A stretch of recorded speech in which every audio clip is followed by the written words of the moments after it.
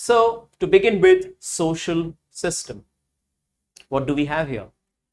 Two questions, 2022. Critically analyze Parsons' views on society as a social system. Straightforward. So society as a social system.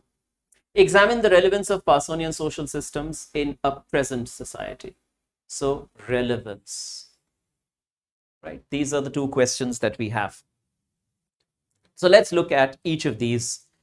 Now, when we are looking at social system, basically we have to understand here is a work wherein Parsons has decisively become a Durkheimian. He's kind of left behind the Weberian whatever influence. He remains influenced by Weber, but in social system, he's decisively Durkheimian. Whatever he's writing about, it's all about the collective. It's all about the system. It's all about the structure. So this is something. So one thing that he refers to in the context of action, which is action does not occur in isolation. So we are looking at social system. And if you have to begin with that, the first thing is action. We cannot, this action does not, this action, as he says, does not occur in isolation. So that is our starting point. That's the premise. Action does not occur in isolation, but in constellation. Now, when he says, but in constellation, what does that mean? Well, if you look at the word constellation, it simply means there is a certain pattern here. So the stars constellations, right? Pattern. So pattern is important. All these constellations actually constitute constellations. These constitute systems because actions are done in a patterned way. Actions are to be found in patterns. So these constellations actually constitute what he calls systems of action. So that is what we have. So these constellations. Now the system, how do you define system? The core feature of a system is that its parts are connected. Anything, system, generally speaking, parts are connected. And that's why Parsons uses this term, this idea that every part is connected. So some other aspects of system are a system always, so parts are connected. A system always has a boundary, meaning there is an inside of the system and there is an outside of the system, heating system, cooling system, etc. So it has a boundary and there is an inside and there is an outside. Then the system has interdependent parts. The system has a certain idea of order or equilibrium. The system always has a tendency to maintain the boundaries and relations of the parts to the whole. That's how a system works, right? Interdependent parts, a certain inbuilt wisdom vis-a-vis order and equilibrium. And parts are not independent, but interdependent, right? So that is something that is very, very important. And they are interdependent, or we can say they are connected with each other. Now, in the social system, basically Parsons is trying to look at action in systemic terms, right? So this is systems of action. Action is not looked at from the vantage point of the individual. Action is to be understood in systemic terms. And it is in this context that he talks about three systems: the personality system, the social system, and the cultural system. So the personality system is array of motives. This is to do with the skills, playing of different skills vis-a-vis playing of different roles. It is about the motivational orientation that so there is motivational orientation and there is value orientation. These are two levels of orientation that Parsons writes about in his theory of action. So that's your personality system. Basically, that's the starting point. Then you have the cultural system is, of course, the topmost floor, the topmost level. The cultural system is about complexes of norms, values, and beliefs. It is above the social system. So you have the personality system, then you have the social system, and then you have the cultural system, and of course, the organismic system or the behavioral organism that he writes about later. So in the cultural system, we have complexes of norms, values, and beliefs. And this encompasses actual beliefs, concrete systems of values, and symbolic means of communication. So that's the cultural system. And the cultural system is considered, George Ritzer calls it the social stock of knowledge, symbols, and ideas. That's what the cultural system is. Then it affects the social system. Basically, and Parsons is very clear, any system that is above another system will always affect, influence, control the one that is down that system, the one that is subordinate or lower, lower in the lower position of that hierarchy of systems. And then, so it is the personality system where, so the cultural system is affected by the social system through norms and values. So these norms and values guide social behavior.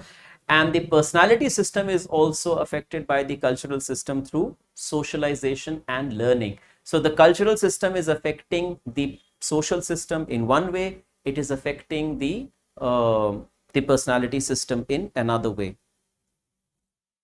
So this is something that we have here.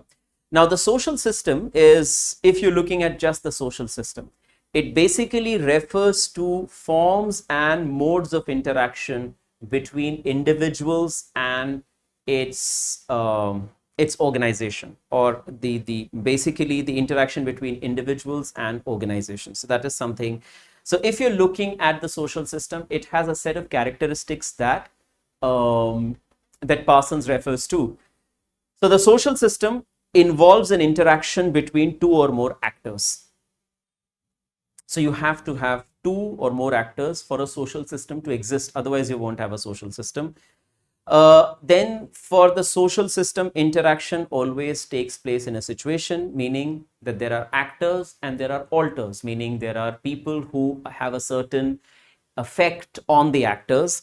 So these alters are objects of emotion and value judgment, and through them goals and means of action are achieved. In a social system, there exists collective goal orientation. So that is another thing when we are talking about the social system, collective goal orientation. So there is collective goal orientation, which essentially, or you could say common values, and there is a consensus vis-a-vis expectations, etc., etc. So social system can simply be called a system of actions. Social action is an intrinsic element of that social system, and the conceptual unit of social system is roles. And roles need to be institutionalized, and it is through institutionalization of roles that a certain kind of collectivity comes into being. So social system is something that comes into being as a result of institutionalization of roles. So that is, institutionalization is something that is very important. And there is, then Parsons also refers to what he calls status role complex or status role bundle. So basically, status is a structural position within the social system, and a role is what the individual who has that status does. So status and role go together. Status is a structural position. Role is what the individual who has that status does. So status role bundle, meaning if you're talking about status, you have no other option but to also talk about the role. If you're talking about the role, then you have no other option but to talk about the status. You cannot talk about one and not the other. If you're referring to status, you must also bring in role. If you're referring to role, you must also bring in status. So this is called status role complex or status role bundle, meaning they go together. You can't really think of them in isolation. So this institutionalization of roles is something that leads to or contributes to the growth of social system.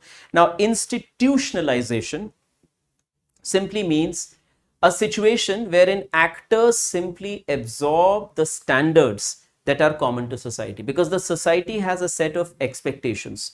The society sets common standards for role expectations from its members. Now, when as members, we simply absorb these standards to the extent that we have internalized them, right? It becomes part of our second nature. So then we will say roles have been institutionalized. Social system can also be, so there are a range of definitions. They can also be defined in terms of institutionalized patterns of interaction. That is another way in which social system can be defined. Now, because Parsons is very clear that for a society, order is very important, and for order to be there, for a society to carry on with its work the right way, what is important is that you need to have a certain pattern in which things are carried out. So in order to ensure that roles are performed in accordance with the standards that are prescribed by the society, that is where the pattern of institutionalization is important. A society always imposes sanctions. So if you don't do it this way, there will be this, depending on the nature of violation. If the violation is not that solid, if the violation is not that severe, not that major, then of course the sanction is not that severe either. But if the violation is tremendously severe and major and very, very blatant, then of course the sanctions are also very, very severe and serious. Now, and then he's also very clear when he speaks about the social system that it is an open system. It is not a closed system, meaning it's a system that is constantly trying to adjust to the outside landscape, to the outside ecosystem. So the system is constantly adjusting itself. It is constantly balancing itself. It is constantly trying to maintain a certain equilibrium. So the basic conditions for system is 2 or more individuals, goals, consensus for common values, that people who are involved in a social system must agree vis-a-vis a set of values, and then abstract boundaries. So this is what you have. There is a definition of social system that Parsons has given in this particular work of his that came out in 1951 called The Social System. So Parsons writes, a social system consists in a plurality of individual actors. Plurality meaning you have more than 2 individuals.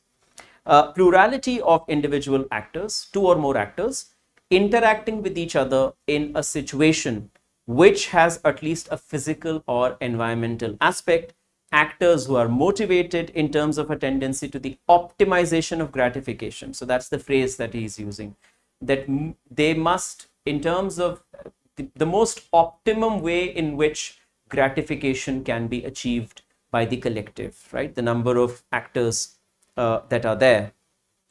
And it is defined and mediated in terms of a system of culturally structured and shared symbols. So here, what you get in the whole concept of social system, there are a few keywords. So you have actors, you have interaction, you have environment, meaning a physical setting, you have optimization of gratification, and culture. So these are the important bits. Now, Parsons is very clear that you cannot really think about systems in isolation. So his action systems are not in isolation. They are always in a certain kind of a relationship with each other. So there is cultural system, there is social system, there is personality system, and there is organismic system, and all the systems are constantly interacting with each other. These are not in isolation. So you cannot think of the social system in isolation. You have to know the social system as one that is placed right below the cultural system and placed above the organismic system or the behavioral organism and personality system. He also calls it the ecology of sociology, right? So this entire thing is also considered as the ecology of sociology, and he has various disciplines assigned here. So the cultural system is something that anthropology takes care of, social system is something that sociology takes care of, personality system is something that psychology takes care of, and the organismic system is something that biology takes care of. So that's usually what you have. So I'm sure this information is of help. So in terms of the criticisms, we'll come to the criticisms later, because in general, Parsonian sociology has been criticized for being too abstract, for being unnecessarily grand and unnecessarily complicated. And also in the context of social system, he does not really work with empirically identifiable needs. He simply works with a certain kind of a universal idea of grand abstract theorization. So these are some of the criticisms.